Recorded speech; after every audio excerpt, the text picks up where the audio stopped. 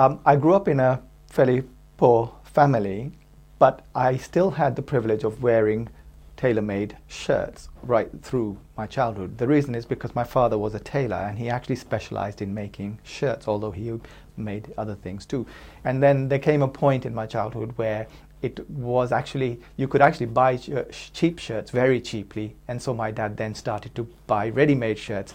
And this was definitely less satisfactory for me because I found that ready-made shirts, first of all, they were nowhere near as good quality, and buttons would come off, seams would start to come apart, and so on.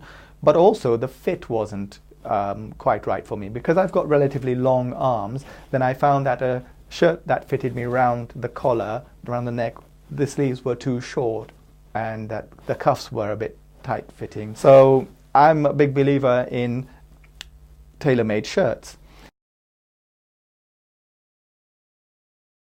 For me, it was the natural way and the only thing I knew until sometime in my teens, maybe my late teens, when suddenly it was actually cheaper to buy cheap ready-made clothes. And then it was very obvious to me that these clothes were a bit ill-fitting in some places.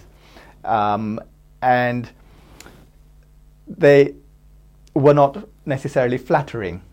Whereas I find that I had been accustomed throughout my childhood to well-fitting clothes that were designed to fit my body, and therefore they were more flattering.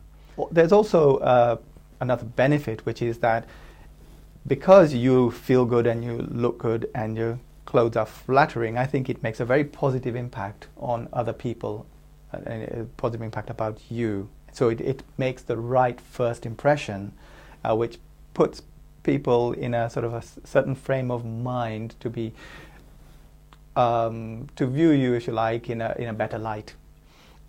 Essentially, if I'm going to be trying to make a good impression, I'm going to wear clothing that fits well, makes me feel good, and reflects the image that I want to portray.